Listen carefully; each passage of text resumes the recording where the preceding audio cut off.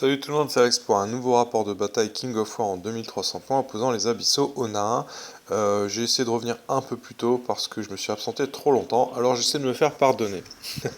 Le commandant des forces abyssales, c'est Christophe, il en est à sa quatrième partie, qui commence tout doucement à un peu entrevoir la façon de jouer. Je l'ai un peu guidé sur les d'armée. Aujourd'hui, il aligne deux unités de cavalerie abyssale, une avec les bottes de Sir James, une avec la potion de chenille. On a deux troupes de diablotins et une troupe de gargouilles. Deux régiments de gardes abyssaux qui ont préféré ne pas avoir le crushing 1, mais plutôt avoir une défense de 5. Deux unités de porte-flammes, de régiments en fait. Un Chronéas avec le drain de vie, un archidémon, la manifestation de Baal qui est représentée par le démon majeur de Corne, et la seule figurine qui n'est pas peinte, c'est un sorcier du chaos à qui Christophe a payé un drain de vie supplémentaire. Voilà, donc moi en ce qui me concerne, je reprends tout doucement une activité King of War et ça tombe bien parce que au mois de septembre, avec les copains français, on est pareil Olivier, Paco et Samuel, on s'en va en Allemagne au grand tournoi allemand pour un tournoi en 2300 points. Du coup, pour l'occasion, j'ai sorti mon armée de cœur, une armée naine de 2300 points que j'étais censé jouer à l'interrégion qui a été annulée et que j'étais censé jouer à Cologne l'année dernière mais qu'on a dû annuler parce qu'on ne pouvait pas traverser la frontière à cause du Covid. Et du coup, cette liste elle est prête, c'est juste que je n'ai pas utilisé cette liste depuis fort longtemps.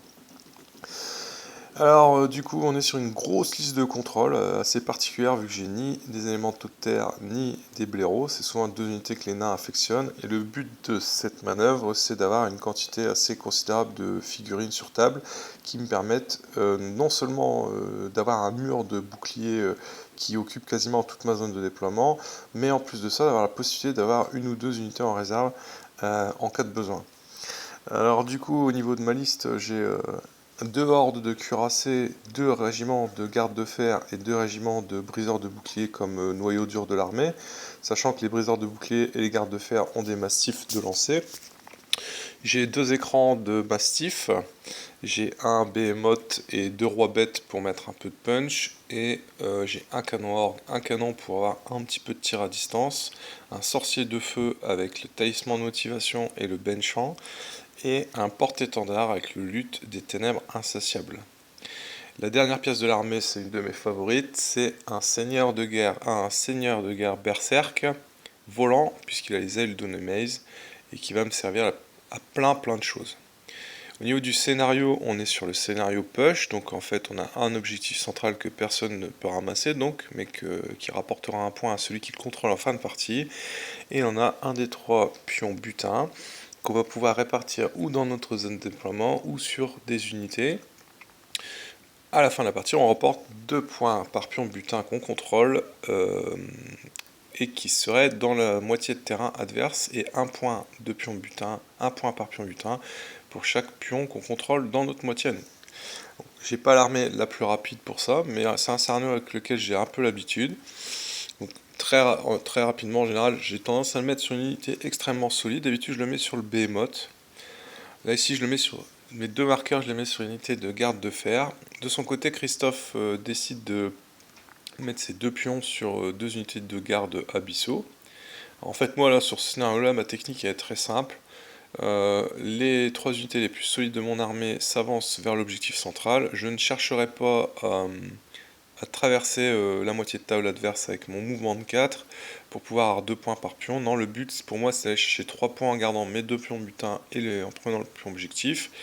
Et du coup en contrepartie je dois m'assurer que Christophe ne puisse passer que un de ses objectifs dans ma moitié de terrain, ou alors peut-être même aucun.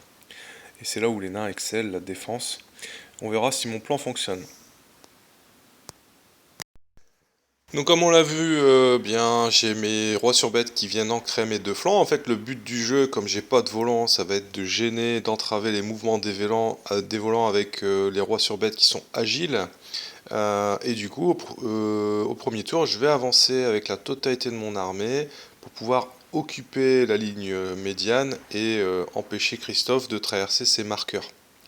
Je fais quelques tirs par-ci par-là sans trop de conséquences. Et du coup, je rends la main à Christophe.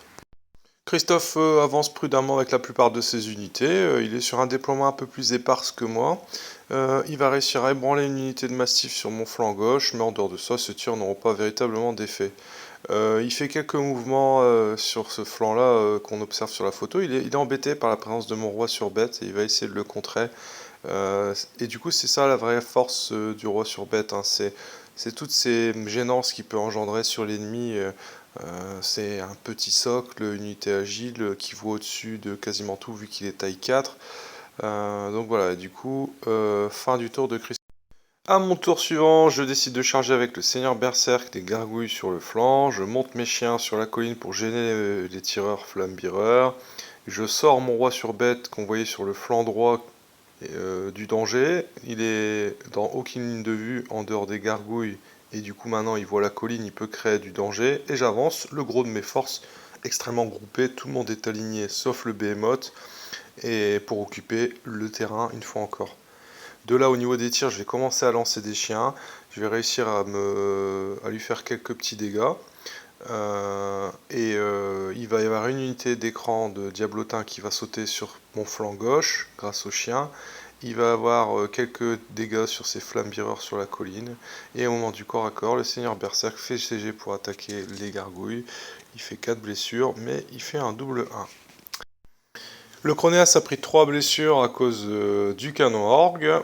Et de là, on enchaîne sur le tour de Christophe qui commence à lancer des charges. Donc les gargouilles ripostent contre le Seigneur Berserk. Le démon majeur charge le flanc d'une horde imprudente. Je n'avais pas vu qu'il était sur l'angle de flanc. Du coup, bah voilà, hein, une belle petite boulette de ma part.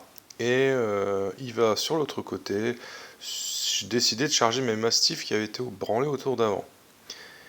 Et ensuite, la charge la plus risquée, on la voit dans la forêt, il charge avec sa cavalerie abyssale sur le Behemoth, un peu seul au monde.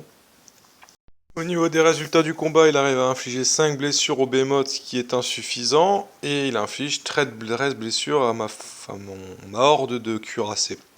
Et c'est là où, voilà, c'est pour ça que je joue cette liste naine. C'est parce que il m'arrive régulièrement, au bout de la 3e partie ou de la 4e, de faire des petites fautes d'inattention qui, si je jouais mes elfes, me coûteraient excessivement cher en tournoi. Mais les nains, eux, c'est pas grave, ils sont chargés par un archidémon de flanc. Ils se prennent 18 attaques, force dévastatrice 3, mais c'est pas grave, ils tiennent bon. Et du coup, bah, cette petite erreur, bah, finalement, ça va être une opportunité pour moi, puisque au tour suivant, bah, je vais pouvoir contrecharger et clouer au sol son démon majeur de son archidémon en fait. De là, c'est la super aubaine pour les nains. La manifestation de balle n'arrive pas à détruire les chiens et offre un flanc généreux au roi sur bête qui va pas s'en priver au tour suivant. Parce que autant le roi sur bête de front, il fait pas grand chose, mais alors de flanc, il pique. Le tour suivant, c'est le tour de la contre-charge des nains. On a subi l'attaque précédente, mais là, on va se venger. On voit que les nains se mettent en position défensive sur le flanc gauche. Et on voit que la cavalerie abyssale est contre-chargée par une bonne partie de l'armée naine. Le Seigneur Berserk charge les porte-flammes sur la colline. Et la horde de cuirassés va essayer de bloquer le démon majeur au sol. Au tir, j'arrive à ébranler une unité de porte-flammes. Au corps à corps avec le Seigneur Berserk, j'arrive à ébranler la 2e unité de porte-flammes. Je réussis avec l'aide du Benchamp à faire 7 blessures à l'archidémon, ce qui est plutôt positif. Et là, on voit bien que la grosse empreinte de la horde de guerriers cuirassés, c'est génial, parce que du coup, il va devoir charger avec sa cavalerie abyssale et son démon majeur la même formation qui était déjà estropiée. Sans surprise, la cavalerie abyssale, face aux 4 unités qui l'ont chargée, est détruite. Et le roi sur bête va réussir à faire 7 ou 8 blessures sur la manifestation de balles. On appréciera une fois encore la qualité de mes photos. Le tour suivant, la garde abyssale charge des briseurs de boucliers. Il a eu une manœuvre assez astucieuse dans le sens où il a préparé cette unité de porteurs de boucliers avec du drain de vie. Du coup, il réussit à la passer en une seule fois et il réussit à remettre son Chronéas avec full point de vie. La horde de cuirassés sans surprise prend tellement cher qu'elle est littéralement atomisée, elle se prend 25 blessures. Et sur la colline, le Seigneur Berserk se prend 4 blessures à cause de ces saloperies de gargouilles qui n'ont pas été détruites au tour précédent. Le roi sur bête va subir 4 blessures et il est ébranlé. J'espère que j'arriverai à boire ma bière naine pour qu'il puisse taper au tour prochain. Et au tour suivant, mon artillerie tire sur l'archidémon. Et sur un petit coup de chance, je réussis à sortir 2 fois un 11 et à sortir son archidémon. Au corps à corps, je réussis à sortir 5 manifestations de balles avec la charge de flanc de mes chiens et mon roi nain rallié à la bière naine. Et du coup, bah, je prends quand même cette fois-ci un certain ascendant sur la partie. On voit que les flammes sont tombés sur la colline avec le seigneur Berserk aussi, mais il y a un flanc où les abyssaux tiennent bon, c'est le flanc gauche, avec leur défense de 5, leur régénération et le drain de vie. Les gardes abyssaux refusent de céder un pouce de terrain, et vu que ce sont les deux unités qui contrôlent les pions butins, la partie n'est pas encore faite. Et ça, c'est un peu la faiblesse de mon armée, c'est que je manque un peu de létalité. Alors après, ça arrive chez les nains au corps à corps, effectivement, c'est une armée où on retrouve pas les meilleures entrées de jeu pour tous les unités type marteau, hein, on est plutôt sur des unités enclumes. Du coup, dès que je commence à affronter des armées qui ont un petit peu de résilience due à la régénération ou aux soins ou des grosses défenses, mes nains sont un peu en difficulté, quoi, et sur des guerres d'usure comme ça, je suis jamais trop confiant. La cavalerie abyssale, après avoir détruit les cuirassés, se retrouve le champ libre. Il hésite entre attaquer le behemoth ou attaquer les gardes de fer. Et finalement, il décide d'attaquer les gardes de fer. Les flammes-bireurs se retournent et ils vont tirer sur le seigneur Berserk et enfin réussir à se débarrasser de ce personnage qui lui aura pourri toute son existence depuis le début de la partie. On voit le flanc des abyssaux qui refuse de céder.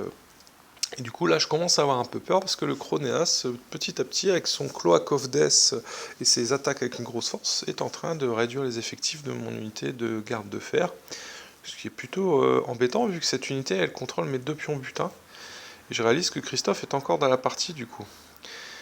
Et finalement, ce qui va débloquer la partie, vous voyez, c'est le roi sur bête qui est sur mon flanc gauche, qui va réussir à profiter de sa taille de 3 pour voir au-dessus des unités et charger de flanc une des unités de garde abyssaux. Et c'est lui qui va débloquer la situation dans laquelle j'étais embarqué.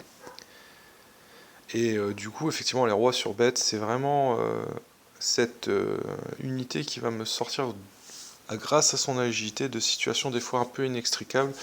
Parce que là, on voyait bien que sur ce flanc-là, j'avais aucune possibilité de manœuvrer. Il y avait un véritable bouchon d'unité. Et lui, il est arrivé comme un scalpel, c'est comme ça qu'il faut le voir. Il a prélevé cette ignoble tumeur qui était le régiment de garde abyssaux. Le Behemoth qui contrôle toujours l'objectif central en fin de partie. Les gardes de fer qui subissaient encore et encore des blessures à droite, mais qui refusent de céder un pouce de terrain face à la cavalerie abyssale.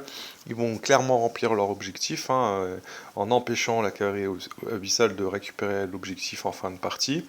Et le régiment de garde de fer à gauche qui est sur le point de céder. Et ça, c'est quand même plutôt ennuyeux. Ici sur cette photo, donc photo finale de la partie, on voit que le Chronéas a fini par faire tomber le garde de fer qui possédait les 2 pions butins.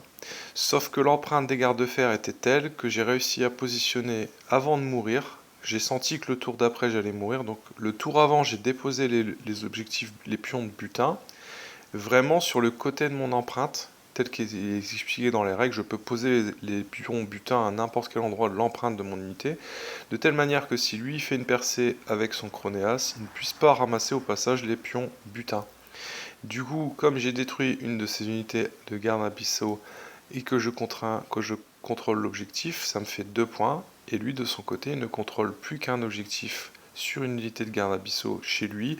Du coup, la partie se termine au tour 6, et ce sont les nains qui gagnent de 1. S'il y avait eu un tour 7, je pense que c'était pas fait du tout que je gagne la partie.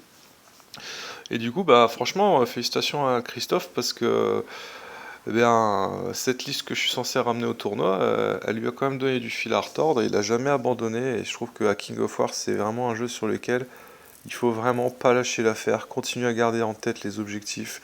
Il y a toujours un espoir, et il y a toujours un moment donné où on a quand même beaucoup de joueurs qui finissent par oublier des fois les conditions de victoire parce qu'ils sont pris à massacrer l'adversaire, ils prennent beaucoup de plaisir. Et autant à Warhammer 40 000 ou d'autres jeux de ce type, on peut tout à fait sauter à pieds joints sur l'ennemi et gagner la partie. Autant à un moment donné à King of War, si on s'amuse un peu trop à sauter à pieds joints sur l'ennemi et qu'on oublie les conditions de victoire, eh bien on perd la partie, même si on compense avec les résultats d'attrition, on perd la partie quoi. Et là, je pense qu'à un moment donné, ce qui s'est passé dans la partie, c'est que mes nains se sont retrouvés non plus dans l'action, mais dans la réaction face à Christophe. Et sa résilience, elle a commencé à me poser problème.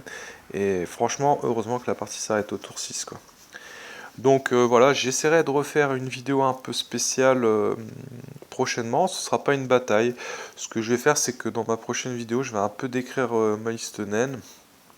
Je vais essayer de faire de belles photos de mes unités. C'est une armée avec du old school, de games et du cyborg. Et j'essaierai un peu d'expliquer comment j'ai conçu cette liste et ce que j'avais en tête au moment où je l'ai conçue. Et de là, une fois qu'on ira aux colonnes, on va croiser les doigts pour qu'on soit pas bloqué avec ces soucis liés au Covid. J'essaierai de faire un débrief. Alors ce sera un débrief qui sera un peu moins soutenu que celui que j'avais fait la dernière fois, parce que je pense que la dernière fois j'étais plus occupé à faire mes photos qu'à me concentrer sur mes parties. Et du coup, je ferai un débrief rapide, avec peut-être moins de photos de mes parties, mais plus de photos des armées. Et puis voilà quoi. Du coup, bah, je vous souhaite franchement plein de belles choses en ces temps troublés. Ça fait plaisir. Franchement, j'ai vu le tournoi en Ardèche, ça faisait vraiment envie. C'est dommage, ça faisait un petit peu loin pour moi. Et comme j'allais déjà sur Cologne, je pense que si j'étais parti dans les Ardèches, ça aurait peut-être généré quelques troubles dans ma vie de couple.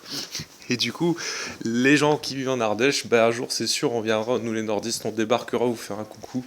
Et ce sera avec grand plaisir. Allez, salut tout le monde.